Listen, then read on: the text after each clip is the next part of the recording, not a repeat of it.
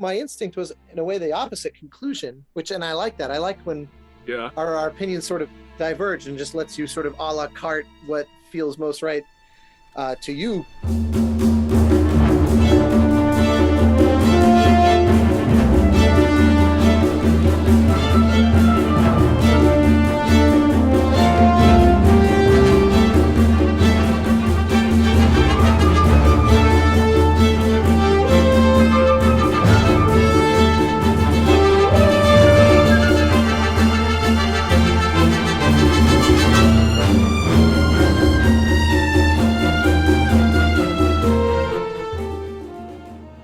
Thanks again for your patience, guys. The final of these demo reviews associated with a Kickstarter that was sometime in the early Mesozoic era.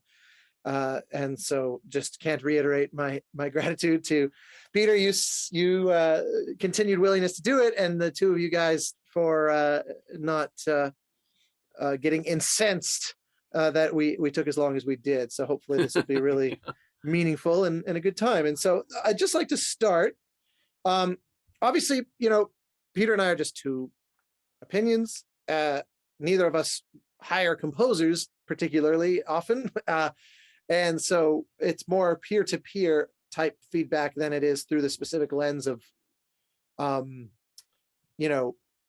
when I hire people, I'm looking for X, Y, and Z. But I think we can both probably speak to things that have probably helped us get hired and what we may or may not be hearing in your work that relates to that. But before I play anything, I wanted to ask, actually, I'll start with, I just kind of arbitrarily, Chris, put your track first here. So we're going to kick it off with you. And I'd love to know sort of what your what you are looking for, just to help make efficient use of our time. The idea being, is there something that you're specifically or particularly unsure of that you're wanting feedback on? Some people tend to zero in on a kind of particular, these days I'm really focusing on orchestration, or these days I'm really focusing on my mixing, or blah, blah, blah. Like, is there something to kind of just help jumpstart us so we're not wildly just totally coldly responding? It would be helpful to just get a sense of if there's something that you're looking specifically for help on, or if you just want a cold read. Yeah, no, this track was kind of my first foray into recording live violin. So, and I'm taking orchestration lessons. So I'm a bit junior in kind of like the classical composing front. I gather you're a thoroughly tenured synth guy from the view. I have an addiction, yes. Always seems to be the case. Yeah. I do notice the 5-string banjo though too. So oh yeah, I like to make noise is what I like to do. Right on. So yeah, so I guess for mostly composition, orchestration, and arrangement. So this particular track was one of the first in I don't know how many years that I've written a track that wasn't actually for any media sync purpose at all. So it was purely for fun. So, for what that's worth, maybe that's not super helpful for this, because it doesn't have, I'm maybe not looking for marketing potential or anything like that. It's purely a passion track, I guess, which maybe is rare for a lot of us these days. Well, but I actually, that intrigues me for what it's worth, because I tend to listen to these through the lens of trying to figure out who is this person, what makes them, and what's the individual personality. And sometimes when a thing is written under a very tightly controlled circumstance of, I just have to hit these marks and they really want this and that and this and that, that can be a tad destructive to the individuality. It happens to everybody. So it's perhaps a better insight into who you are, that it's something like this. So one thing I'll just say up front, because I actually Daniel and I exchanged some emails already about the length of the track. And I didn't actually check yours until just now.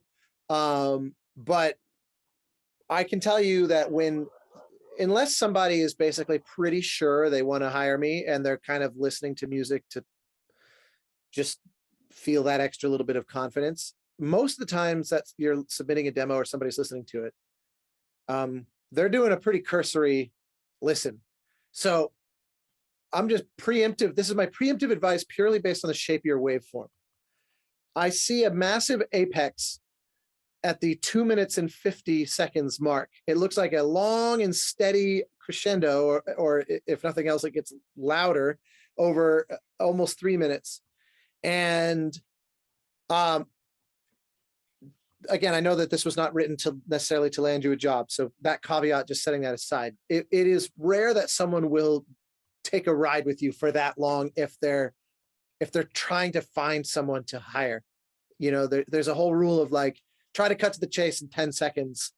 Now, hopefully, you know, over time that changes. I'm curious, Peter, your thoughts on this kind of thing, because obviously you're yeah, it really does depend on what the piece is for. You know, I think I used to actually listen to demo. If we're talking about demo, we've got two things really we're talking about, right? This, who are you as a composer? That might be a question that can't be answered at the head of a piece, right? But if we're also talking about a demo type situation, I used to listen to demos for LucasArts, and what I found was because we'd get, you know, it was cassette tapes in those days, big pile of these things. And what I found was that if the first 7 seconds didn't excite me, the odds were extremely low that anything after that would. And that was just you know, empirical. You know, it's like, and so you know, I would start by listening to them for pretty long, and then realize that that 7-second rule, and then I got more brutal about it as I was doing it. And I'm sure that people who are in these shoes go through the same thing.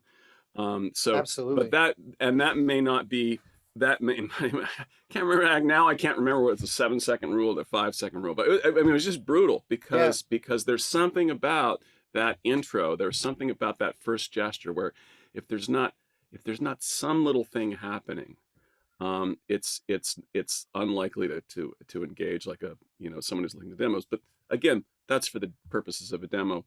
I'm open-minded about what we're doing here in terms of, you know, what's the musical purpose.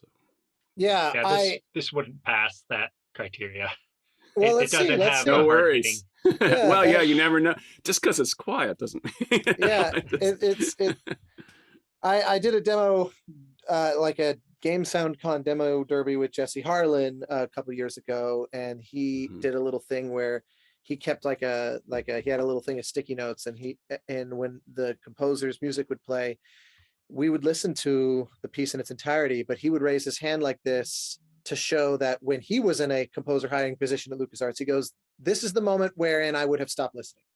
And it was exactly to your point, Peter, where, I mean, every time it was within 10 or 15 seconds with, I think maybe 1 or 2 that day, we probably listened to 20 demos in a row, and maybe 1 or 2 made it past the 10 or 15 second mark where he said, I would have moved on already.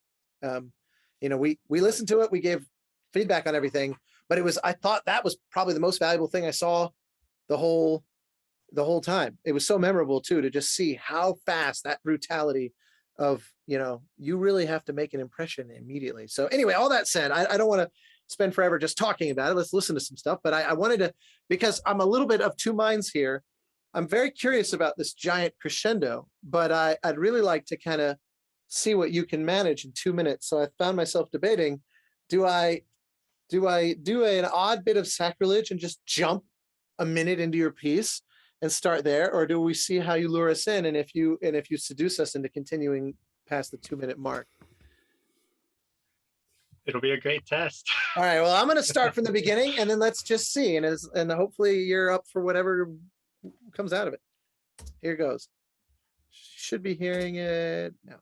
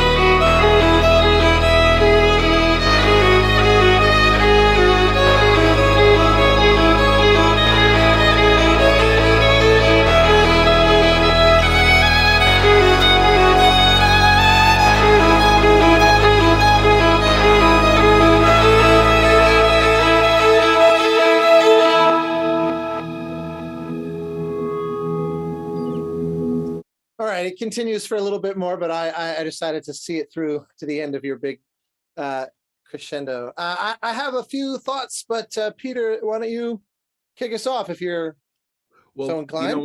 one thing I'm realizing here is that I should have been watching the time code in the audio movers window, because I had some very specific thoughts about very specific moments, which now I'll have to describe in only the vaguest of terms. I mean, I've got it here. I can happily skip to So, what I think is what you're talking about if you. but overall, I think it's compelling. Overall, I think it actually has an opening that doesn't make me want to press stop.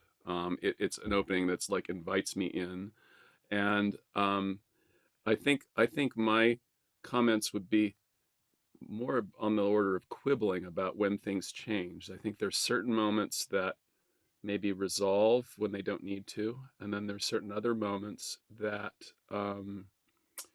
that could use just a little more space between going to that next thing. The whole thing about like when something changes is such a personal and stylistic thing. So, you know, there's when you listen to Beethoven, you have a very different time constant than when you're listening to Indian classical music. And so it's really important, I think, to take a piece on its own terms.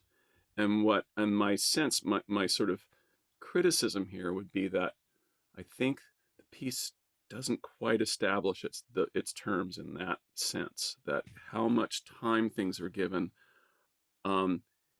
is maybe not quite yet defined, and yet there's so much really beautiful beautiful melodies and nice harmonic changes, and so that's kind of my overall impression. And I can be very exact about the moments that I think could maybe breathe a little more. I think that was because I feel like in the beginning you're set up for a pretty long time constant, an unfolding of things pretty slowly, which is fine. That's 7-second rules aside, the first few seconds do sort of establish the rules of the game, right? And they're sonically compelling so that you don't feel like, oh gosh, I've heard a zillion things like this before, I'm going to move on to the next thing. Having established that,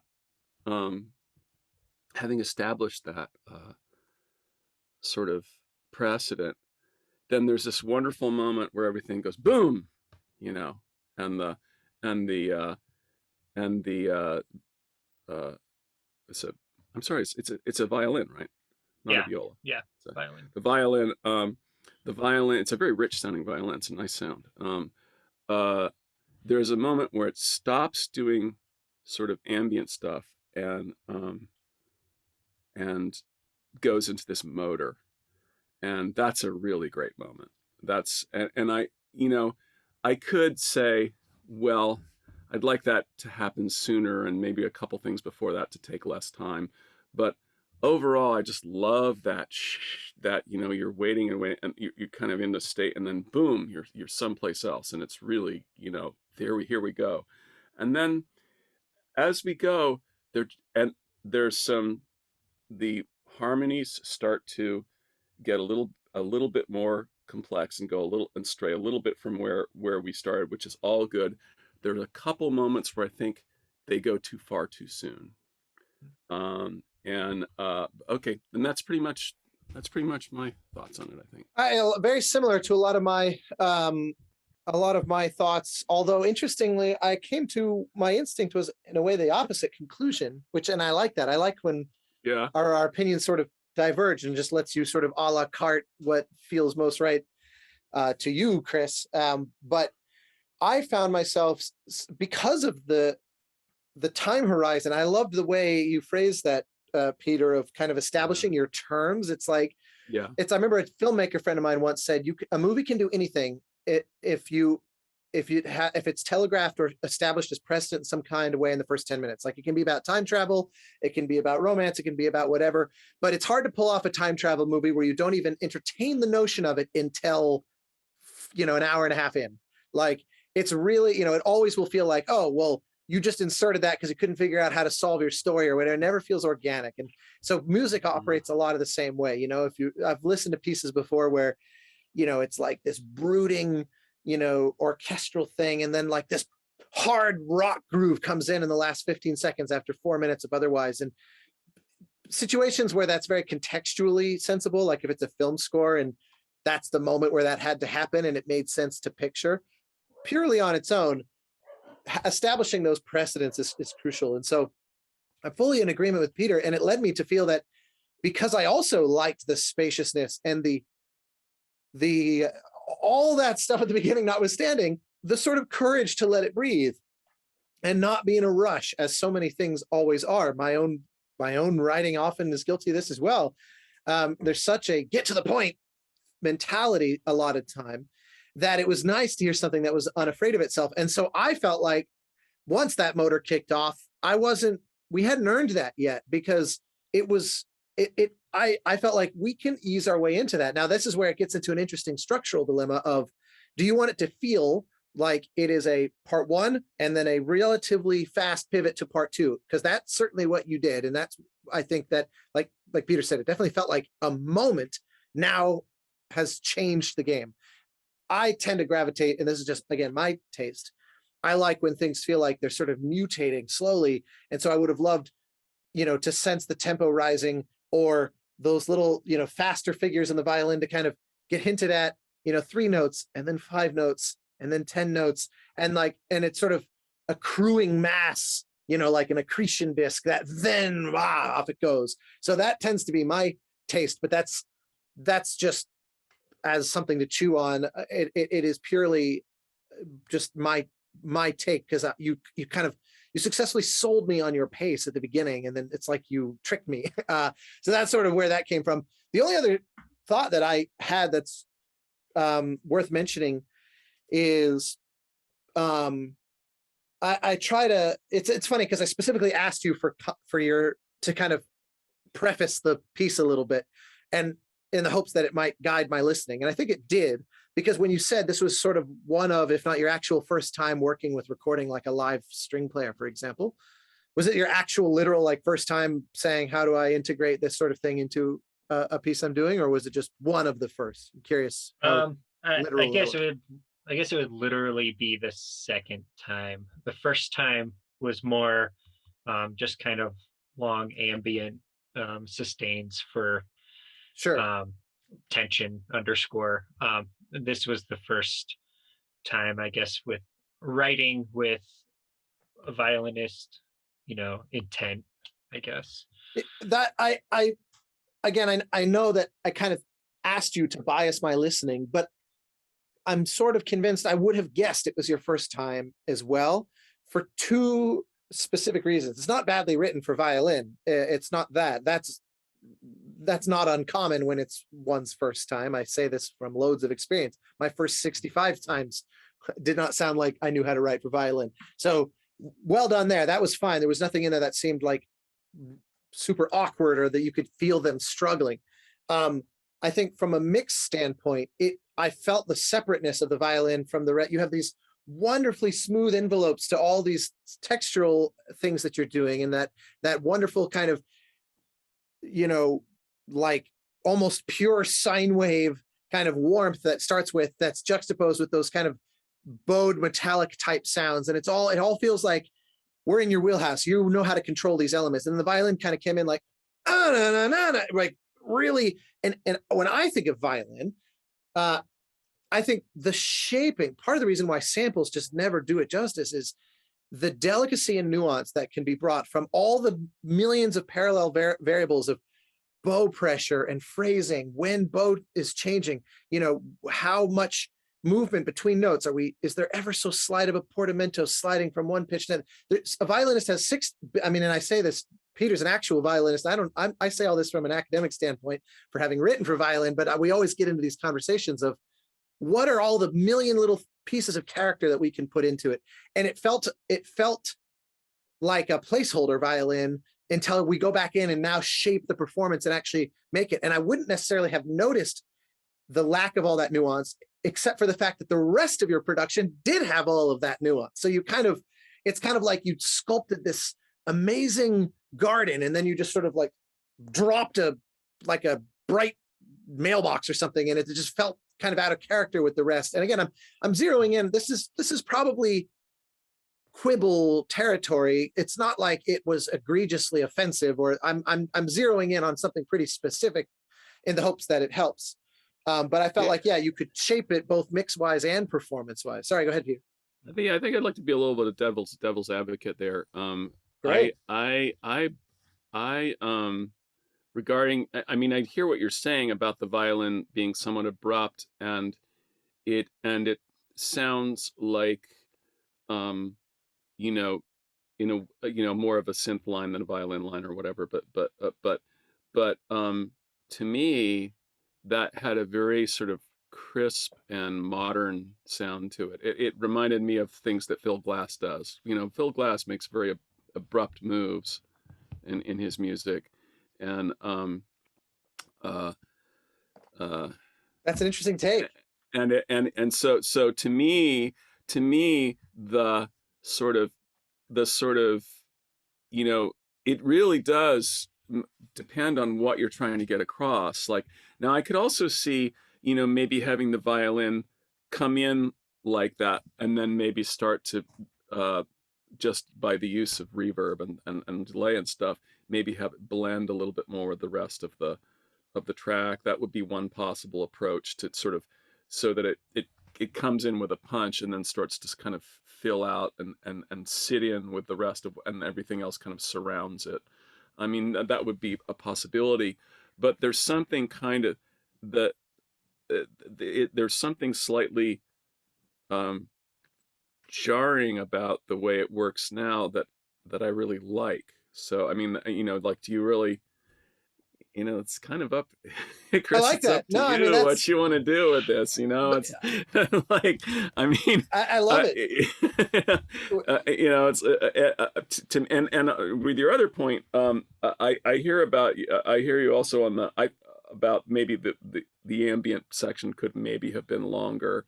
For me, that would have required fewer resolutions of chords. There were a couple of chords that there were a couple of cadences in the beginning that felt a little too final or determined, or I didn't feel like I was going forward.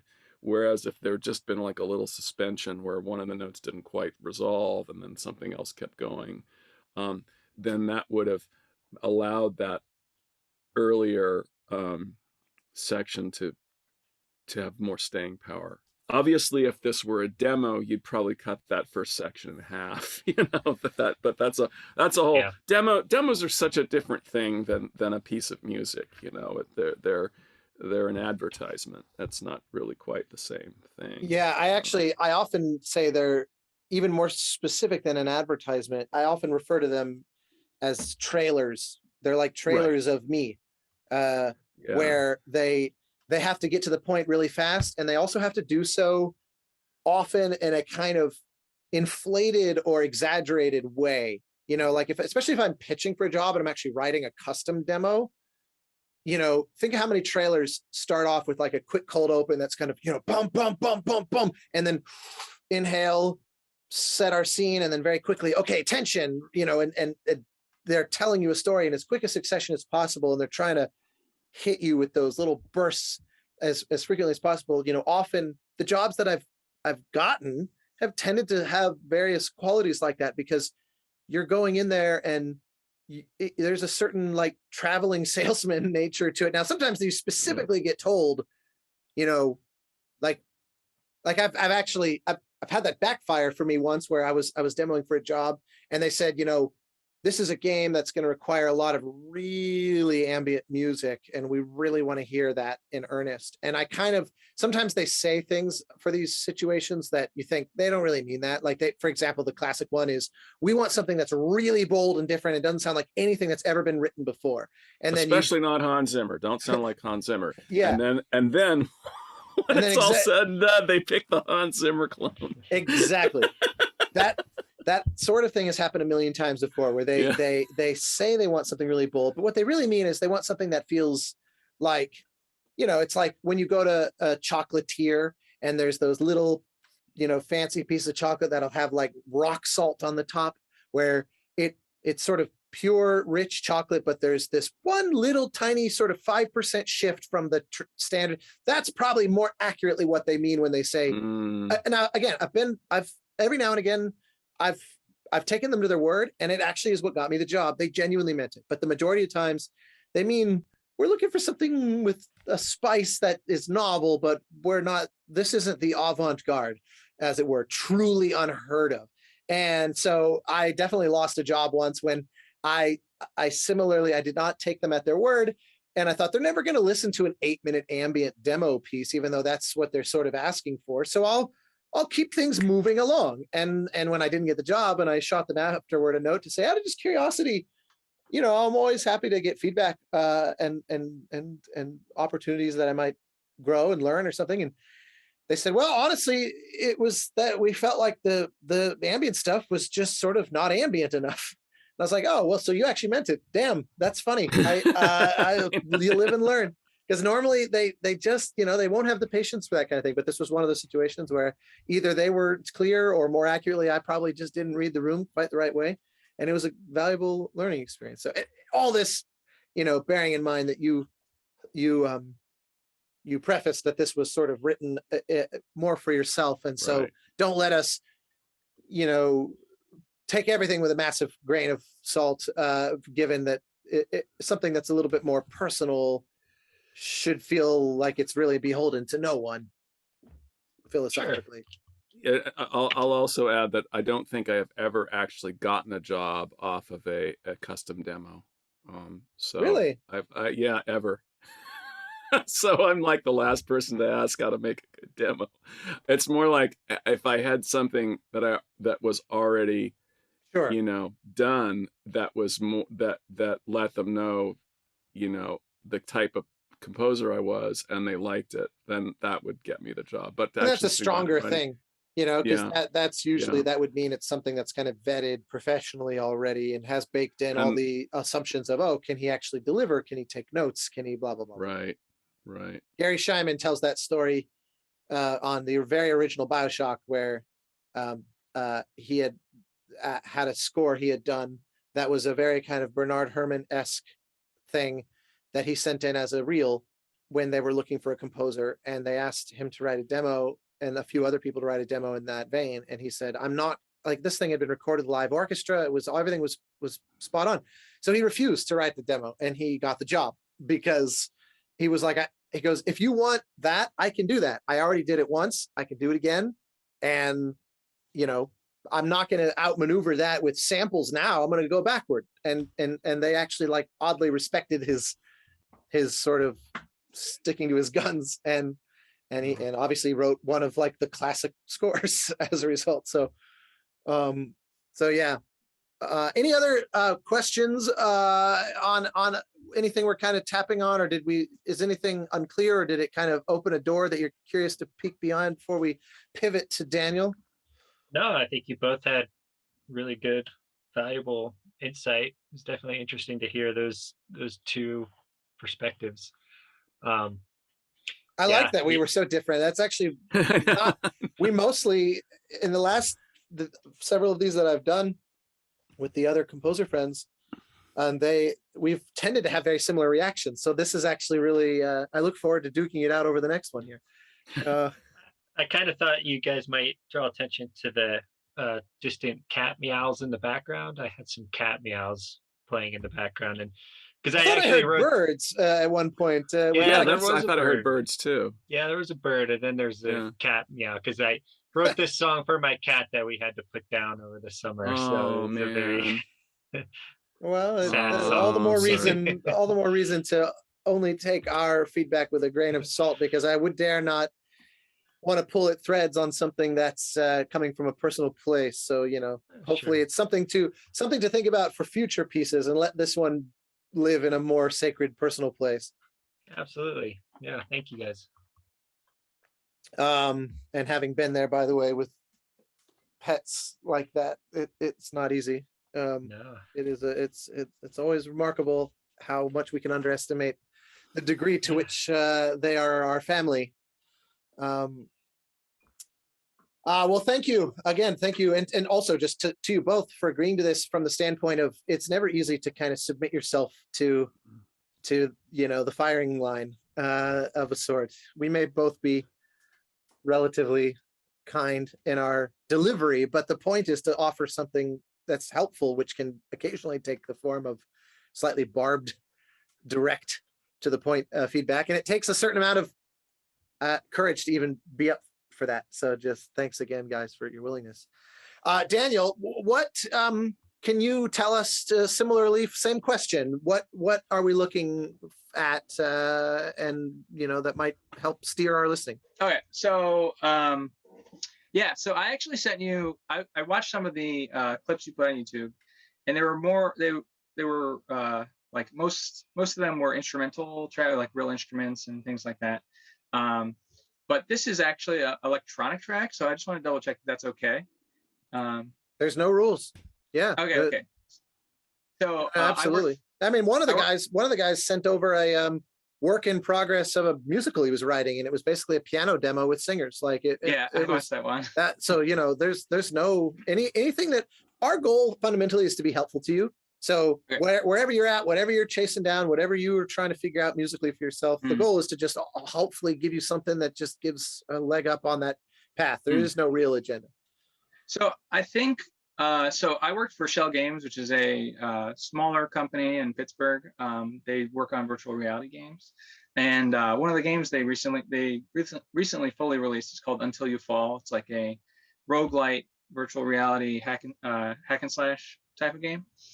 And I had the luxury of doing the music for it. And so that's what this is. So I think the feedback that I'd be looking for is if you have any feedback on the mix, if you have any feedback on just, I guess, like pretty much anything is you can comment on anything. But I'm also curious if you guys would be willing to explain, if I were to explain the instructions that I were given, if you would also maybe go into how you may do it differently. Oh, that's interesting. Never really been asked that before. That's interesting. Well, let's take a listen, and then that's a really cool way to kind of unpack it. So here it comes. Oop.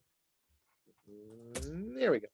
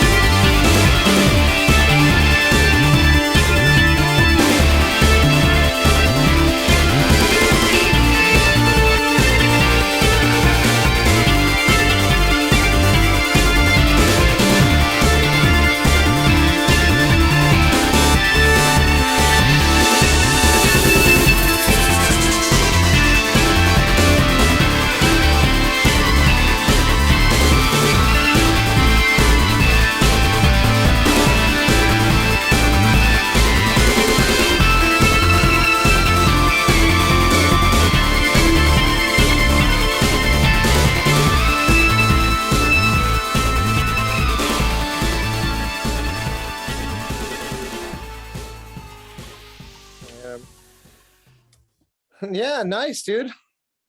Yeah, so just a little background. How the game was set up was that you have these swords, right? You enter the room, and it's like calm. It's like before anything has happened. And then at some point, you walk into the room and you aggro all the enemies in the room. And then as you're fighting the enemies, once you kill them all, the music will subside and go into like a post-combat type of thing. And then you'll go to the end of the room, collect the treasure, and then the same thing starts over in the next room. So I'm assuming So this is like your mid mayhem here. yeah, so this is the third dungeon out of 4. So it's like pretty far into the game. And I actually didn't, because I kind of like spliced all of the horizontal segments together for this Sure. file that I gave you. So you didn't hear all of the, I guess, phases of the dungeon, but Well, but there's that's a just like definite, for what it's worth, there's a real definite sense of sections to the piece, which I'm assuming are connected to what you're describing, where, you know, Yep. I definitely felt a sense of, okay, now we're in this sort of phrase, this language, and then, you know, moving on to the next section, add new instruments, new colors, shift gears, even though it was the baseline ingredients of the kind of general drive of it was very steady through that. There was still a strong sense of kind of chapter that it broke down into. Yeah. I can just kick it off with a few preliminary thoughts, and then I'll turn over to you, Peter. I liked the thing that is, for whatever reason, like I smiled when I heard it, and I keep thinking about it, was that during that kind of riser, there's a little break after just a few seconds, then you have this kind of like wink and a nod where it's like blunk, blink, that you do right before it really kicks into full-on drive. And the standard cliche thing would be to have, you know, your drop and then the big, you know, reverse symbol or whatever your riser is comprised of, and then it goes into the section. And the fact that you superimpose this kind of like little like wink at the camera in the middle of that, just for me, there was personality in that was I don't know, I don't want to say that it's that you're not taking yourself overly seriously, but it certainly read as a, you know, this is not aspiring to you know, the like gravitas in some sense. There's a fun element that is intended it's about here. fun. Yeah. Yeah, It's and about fun. they're very well communicated. Like I always like when people can be very succinct in their musical statements, you know, their kind of thesis of who they are, where you kind of know, oh, I get the point immediately. You know, obviously some points take time, and so it becomes a challenge, but if you can find a way to be sort of just very direct, that it's funny how just that one little thing really did shape very much how I heard the rest, because especially as it went on, like without having heard that, you have this kind of electric guitar type sound. It was so sort of verbed that it could actually not be a guitar, but it certainly reads like an electric guitar, and it gives the whole thing a kind of almost like Mega Man, Capcom sort of vibe as it goes. You know, it feels very you know, late 80s, early 90s Metroid style video game language. And games that do that sort of unironically potentially run into a challenge, because it just sounds like they're just sort of inexplicably retro. But there was something about your preempting that with the little wink that made it feel to me like the whole time you were just having fun, and you were kind of inviting me into your fun. And I was completely able to go along with you for that. And I think if you hadn't hit me with that little gesture, I might have been thinking, you know, what year does he think it is?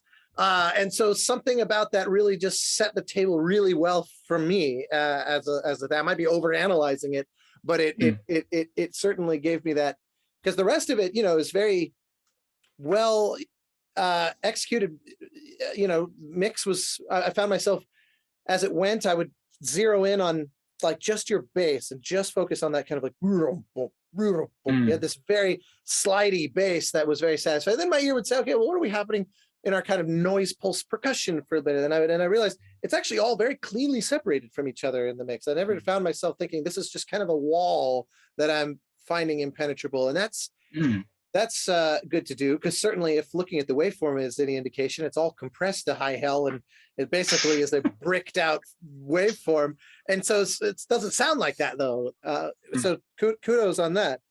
Before we kind of tackle this interesting question of how I might have attacked the brief, I'm curious, Peter, to hear whatever you think.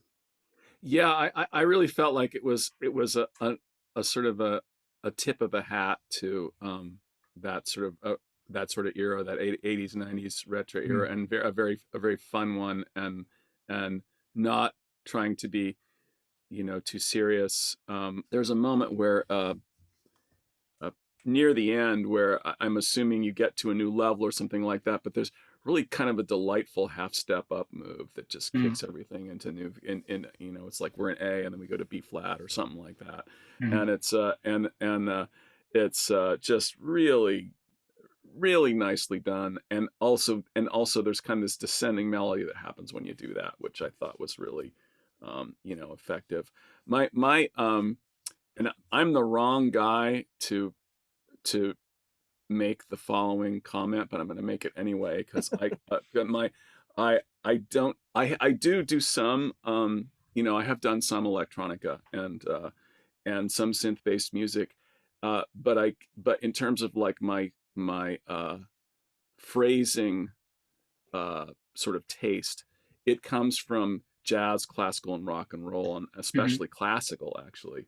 So the thing that I would always like to hear in pieces like this that I don't hear enough of is a break from that 4-bar rigid form. Like everything always changes every 4 bars.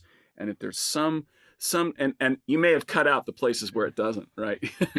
But I'd love to hear sometimes something where it's like, you thought I was going to do 4 bars there, but I just chopped one out on you. You know, just some kind of thing where you're thrown off a little bit.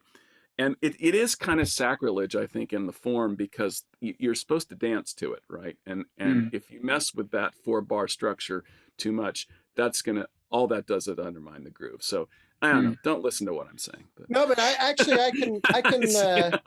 can totally echo that from a standpoint of, like, there's sort of multiple sub-genres or sub-communities within the kind of pure electronic music spaces, because there's definitely people that are doing dance music, but then there's also people where dancing would really not be like, I think there's a really great forward-thinking guy who was especially big a number of years ago named Amon Tobin, who always did really interesting stuff. That's true. I wouldn't really call it danceable, but it always, you know, as a crafter of sound, there's nothing like this, you know, but just as someone who I always thought does electronic music that you wouldn't really confuse with EDM.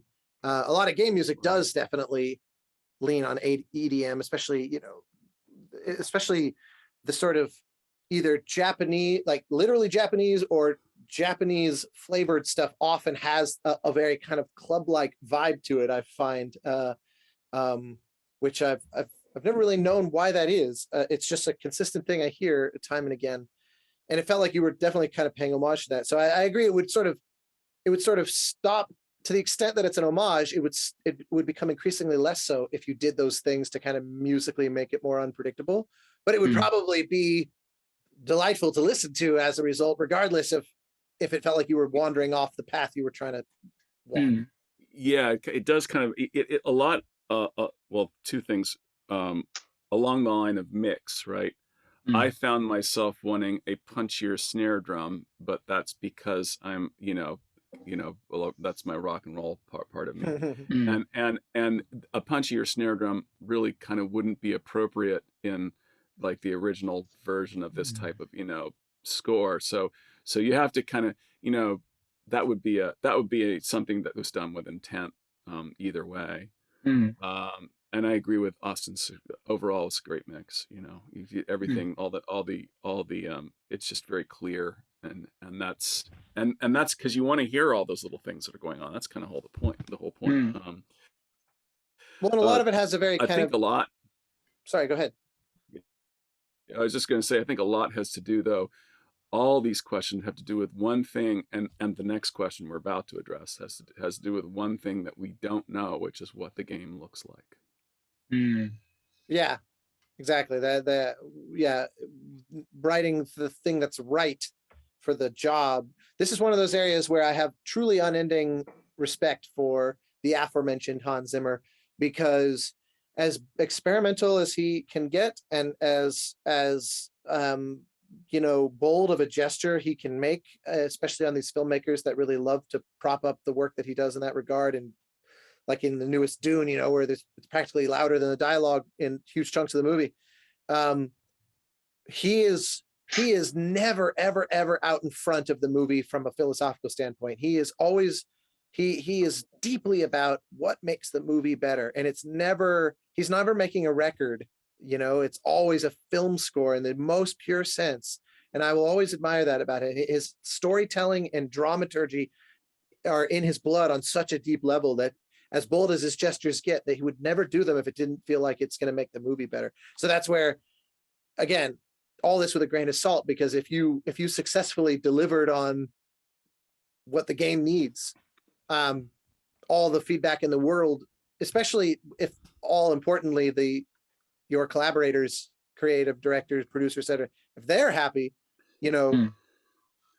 our feedback starts to be of more like trivia or novelty, more than something that might actually be super, super useful.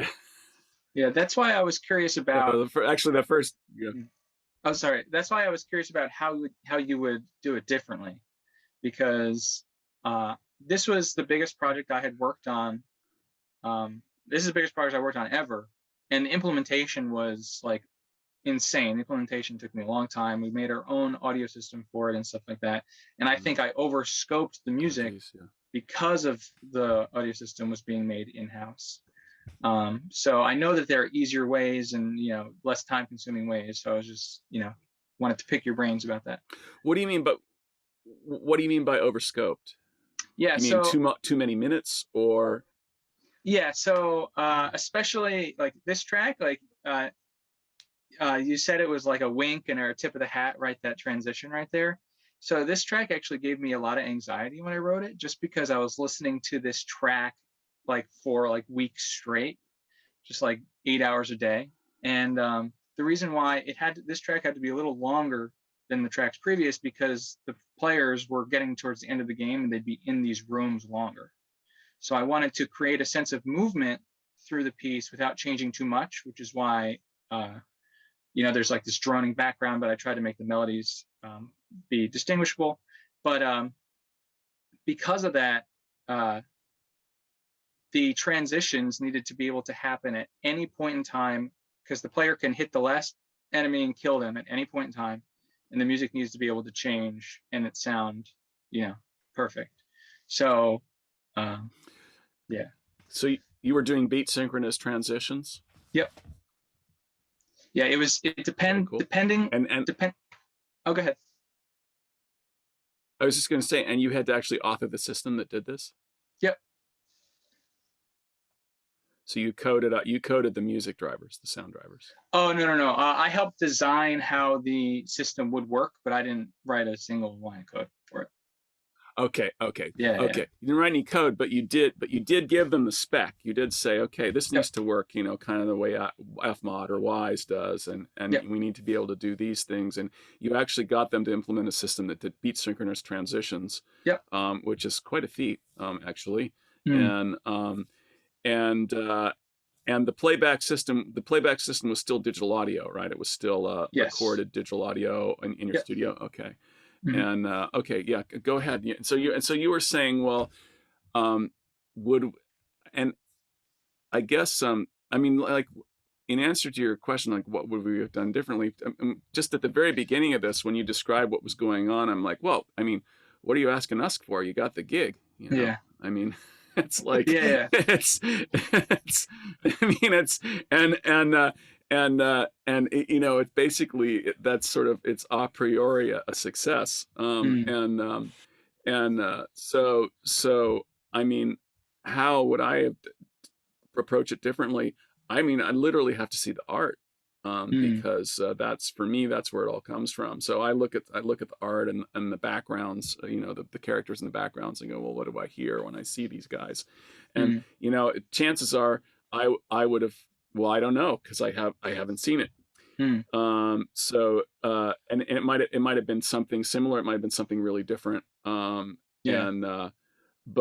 it sounds to me like what you ended up with was really effective. So I don't know that I don't know if that I can say you need to change this or that, or lower your level of ambition or something like that. It sounded it sounded like that it was, you really did an awful lot of pretty hard to do stuff, and integrated with a team that was and got them to do hard to do stuff, which takes a lot of programmer time, and especially if it's an indie project, it's kind of a hard sell. It was a hard sell for us to do an interactive music system at LucasArts, and George was paying for everything. I mean, just it's like for a while, and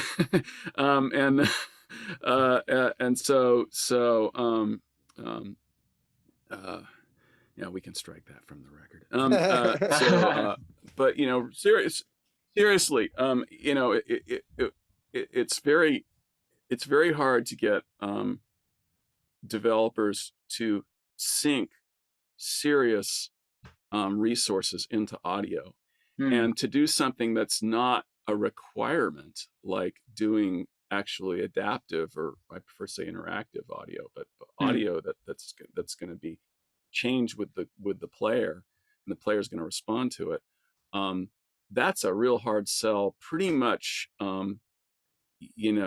in a lot of situations. So it seems to me that you've got a lot to congratulate yourself for, personally. And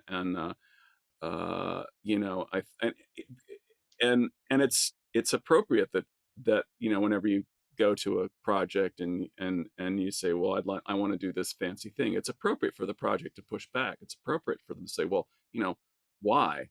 Yeah, is it truly necessary? There are only four of us, and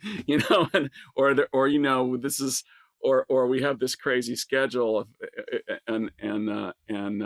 so it sounds like you were able to strike a really good balance there.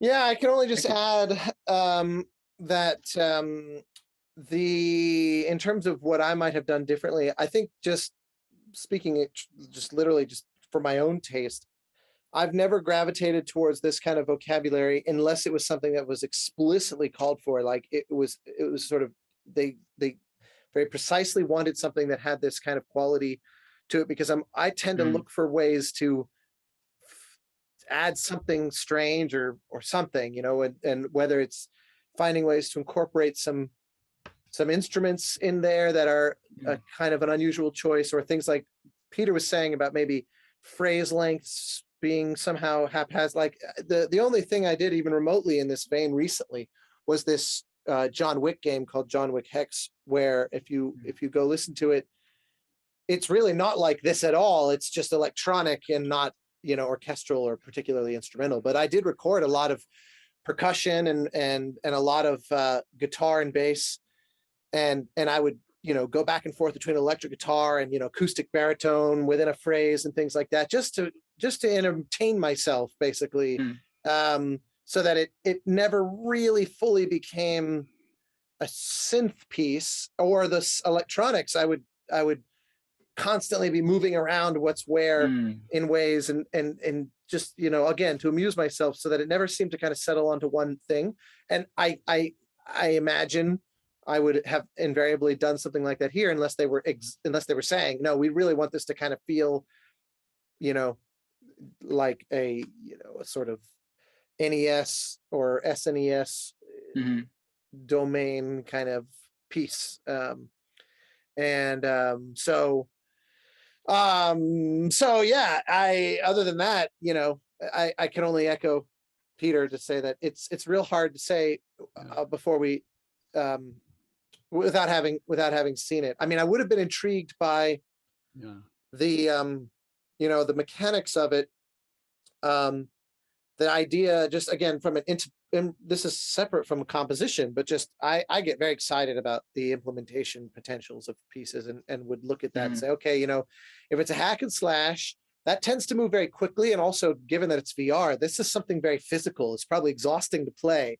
It's like Beat Saber, where you're like, it's like sort of doubles as your cardio, and I thought I would want to sort of potentially lean into that and make it something that can kind of have really in one way, maybe, again, having not seen it, I don't know if this is an accurate guess of what the gameplay is like, but right now you've got a very sort of steady quality to it, and maybe I would have done something that's actually far more tumultuous in its sense, because it's so sort of physical and but I don't know, some games actually achieve their sort of perfect flow state when you're like this, sort of Neo in the Matrix, one with the machine kind of, energy to the gameplay, where it's all about establishing a rhythm, and what screws you up is if you choke and get off rhythm. Some games are designed where that steadiness would actually be extremely supportive,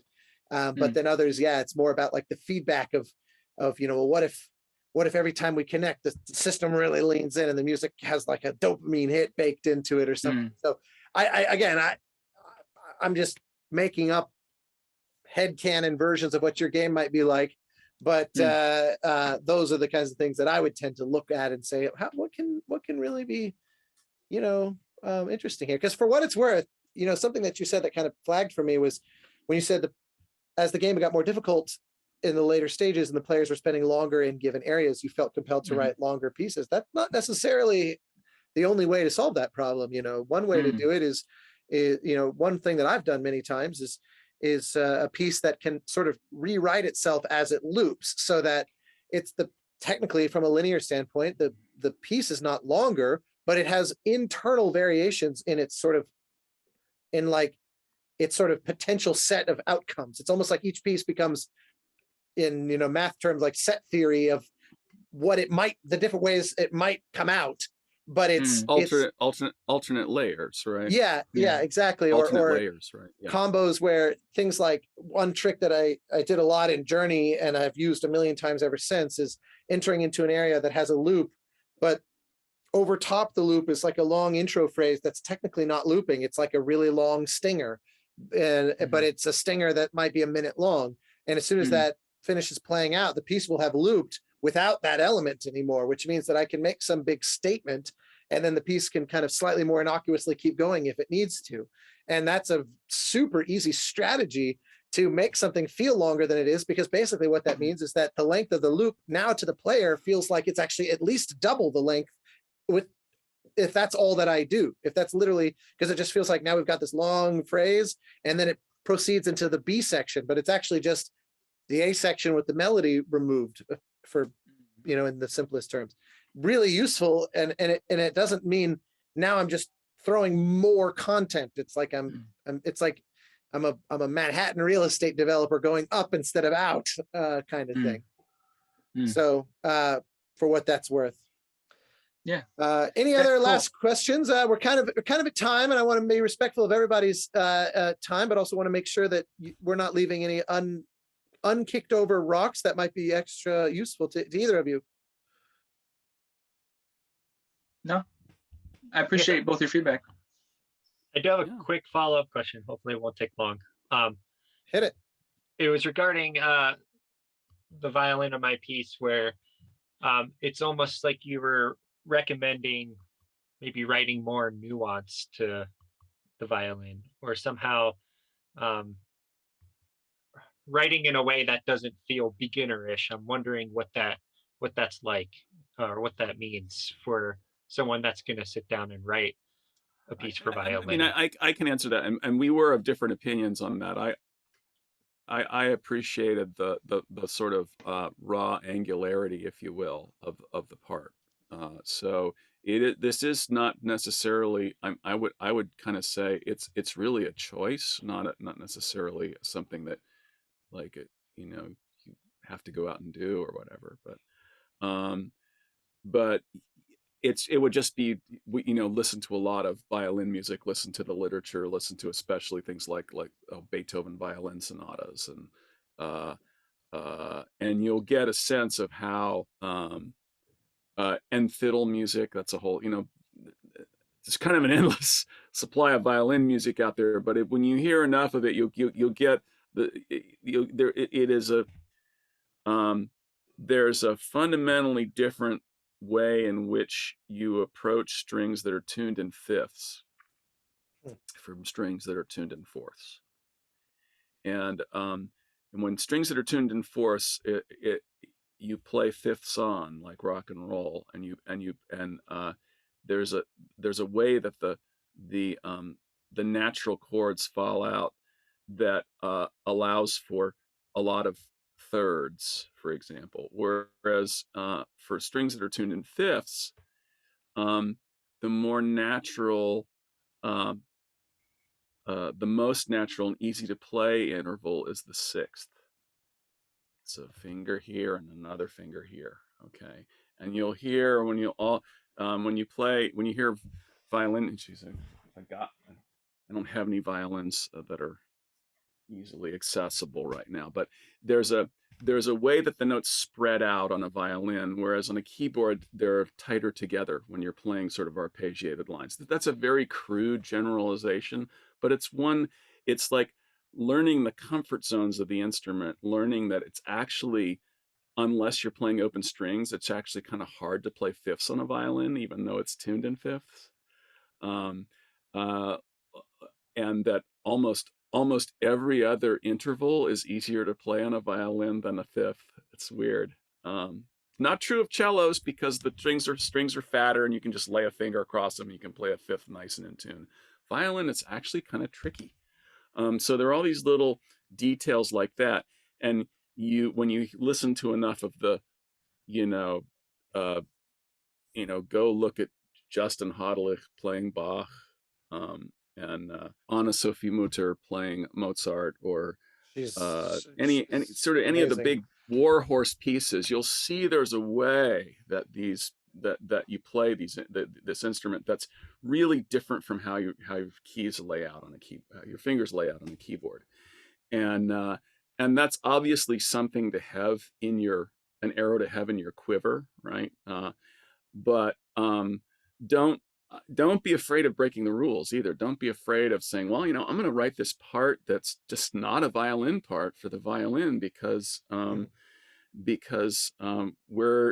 not 1850, it's 2021, and the world is pretty wacky right now. So that's yeah, I would say, does that square with what you were thinking? Well, I would just add one of the points that you made that I think is especially great is, if you go listen to the same piece played by several different violinists, it'll start to give you a sense of how widely divergent the possibilities are, even with the exact same notes on the page. And that I have a specific, specific homework assignment. Yeah. Specific YouTube thing to watch. There is actually a recording that, and I can't remember the name of the violinist. She's amazing. Nicole something. It's called Benedetti, I think. Okay, I think is her name. Nicola Benedetti, I think. Yeah. And Nicola, thank you, Nicola Benedetti, and it is pretty much every major name brand solo violinist in the world playing a different a different part of Bach and a different part of Paganini, and the same piece. They fade from one part of the piece to the other, different people playing. The Paganini, I think, is the one that's really compelling.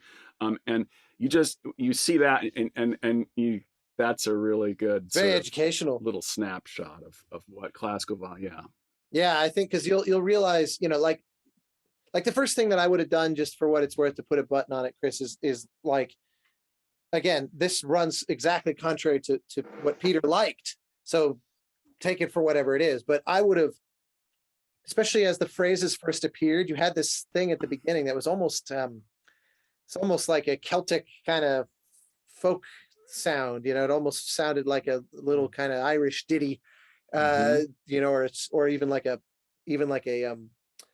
a sea shanty kind of quality to it. And I would have had them, really sneak that in initially, because again, that's what I was gathering from the rest of the context. So they can play with, a real light touch, low dynamics, really let the phrase have a kind of hairpin quality where they're rising up from nothing. And by the middle of the phrase, it's kind of reached peak volume. And then immediately, you, like they say, how far can you run into the forest before you're running in? Well, halfway. So as soon as we hit, the end of bar one of a 2-bar phrase, immediately begin the diminuendo again as well. So it just feels like it's sort of rising up out of the fog and then returning back there. And of course, some of that can be done with production, but to me, it's always both and together, working in hand, where you're automating your reverb up and down while also the musician is sort of leaning in to it more and more. And so things like they're starting off with next to no vibrato, and then as the phrase kind of peaks, they're letting it be a little meatier and it's higher bow pressure, maybe a bigger vibrato, those kinds of things, so that it feels like even inside of 2 beats, it's like there's a journey, there's like a character arc. It can, it can be easy to overthink this stuff, but this is the kind of thing that what I was alluding to, at least, of right now, it kind of felt like you told the violinist, play the notes on the page, and they did exactly that. But now the next level is, can we make the notes on the page sort of have their own story to tell beyond the way they fit into the bigger story to tell? That's all. Gotcha. Thanks, guys. Sorry about the go back. No. Well, again, these kinds of things, I think there's a lot of folks that it's a whole thing, and it's just a fixture of being a composer in the 21st century, that unless you're just this polymath who plays every instrument, working with other musicians is a gradual process that we all have to kind of learn and get used to, and learn how to effectively take the biggest advantage of and make the most out of. And there's no other real way to do it than to just put yourself out there and hope it goes reasonably well, and pick yourself up and do it again a little bit better each time. So even if it doesn't track, like hopefully when people hear this online later, I think there's a lot of people that it will feel like an analog to somewhere in their own path, because we all have this. Like I remember these processes very well. Musicians giving me feedback, especially to your point, Peter, about the differences of the tuning in fourths and fifths and that kind of thing, where I would write a figure because I was starting as a pianist, and that's all I knew. And so I would, this is me when I was about 15 working with my high school orchestra musicians, where I'd write a figure that seemed so simple. I was like, look, it goes like this, it came out of my fingers on the piano like nothing. And they would say, watch me play that. And it was like these horrible string crossings and leaps and awkward, where their finger looks like they've been maimed in an accident to try to hit these intervals, which on a piano is trivially easy. And you just don't realize, like, the number of times, especially in years gone by, but even now, again, still, I'll pull up a finger chart, like I'll Google image, violin finger chart, and I'll kind of sit there and I'll try to say, like, damn, that is a weird phrase. Like, I don't think this would go very well. Or I'll occasionally take my phone and film myself playing a phrase like on the piano and I'll send it to like a cellist friend and say, how easily could you play this? Like at, that tempo, or I'll try to send, and sometimes they say, yeah, well, it'll be iffy, but it's doable. Or they'll say, yeah, it's not as bad as it seems, or whatever. Because it's just until you feel it physically and you see how to interact with the instrument, the piano as a DAW input device can be wildly deceptive. Yeah, some things that look like a black page for strings that look just, oh my God, they're playing that. They're just so easy because you're just rocking back and forth on the strings. And Yep. You just have this is no big deal. And then other things that look like, well, if they could play that, why can't they play this? Well, that's exactly what Austin was saying. Well, no, because we don't playing. I mean, there's a reason why violinists practice, say, the diminished scale over and over and over and over and over and over and over and over and over and over again. I mean, it's really easy to play on the piano. It's pretty hard to play on the violin. You know, a great example of this, or a diminished arpeggio, just a diminished arpeggio. in Star Wars, there's this figure with the Yeah. And I remember I was saying, like, I can't believe how fast they can play that. And my violinist friend was like, we barely have to all move they're our doing hands. is picking their fingers up. Yeah, he's like, this is absolutely nothing. And it just shows that he knows how to write for violins and how to write for orchestra, because it sounds like, ooh, that must be tough. And that's always the sweet spot, right? The musicians sound like they're just these world-class virtuosos, but in reality, it's actually very easy for them. That's if you can hit that mark, you're really writing well for the instrument. You want to make them look good, and so they'll make you look good. Exactly. Well, on that note, thank you, Peter, so much for tag teaming this, and again, guys, for your patience in coming through. And really nice pieces, you guys. Thanks for and very nicely different too. I really enjoyed it a lot. Yeah, that was nice. I liked the disparity. So yeah, I bid you all a good rest of your day, and I'll drop you a line when this is gonna go out to the world. But yeah, again, thank you. Thank you very much, guys. Yeah. Thank you. See you guys. Take care. Yeah. Have a good night.